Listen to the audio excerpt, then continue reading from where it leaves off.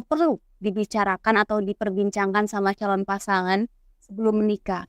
Ya, ini juga penting sekali ya, karena suka tidak suka pernikahan itu dialog seumur hidup, harus mau memperbincangkan segala hal yang kita pikirkan, yang kita rasakan, yang kita rencanakan, bahkan yang tidak terucap sekalipun itu Yang semua. penting maupun nggak penting.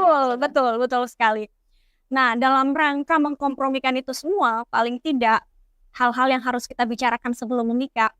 Pertama itu adalah jalur karir yang ingin dipilih, ya. Jalur karir. Jalur karir yang ingin dipilih, yang ingin ditempuh. Bukan hanya sekedar pekerjaan, tapi apa yang memang dia passionate di situ, dia mau seumur hidup berada di jalan itu, dia rela jatuh bangun di situ.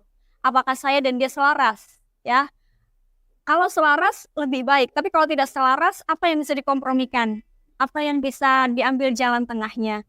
Pekerjaan seperti apa yang kami berdua sama-sama nyaman melakoninya? Bukan hanya dia yang kemudian menjadi hebat dalam karir, tapi saya juga harus bisa dengan jalan saya sendiri. Nah, itu semua harus dibicarakan. Jalur karir yang mau ditempuh. Karena lebih nyaman kalau dari awal memang sudah sama-sama memahami. Suami saya akan berkarir di sini, saya akan berkarir di sini. Jauh lebih nyaman. Kemudian yang kedua yang juga harus dibicarakan, mungkin ini sedikit sensitif ya, soal finansial. Kita ngobrolin keuangan ya. Selama ini apa saja yang sudah dia lakukan untuk membangun perekonomian dirinya sendiri. Apa yang akan dilakukan juga nanti untuk perekonomian keluarga.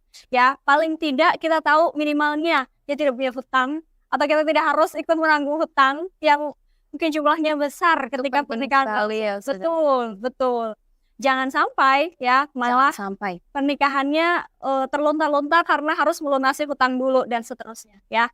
Itu juga menjadi concern ketika nanti mengatur keuangan keluarga, bagaimana membagi pos untuk istri, pos untuk suami, pos untuk anak, pos untuk keluarga dan seterusnya. Itu semua harus dibicarakan.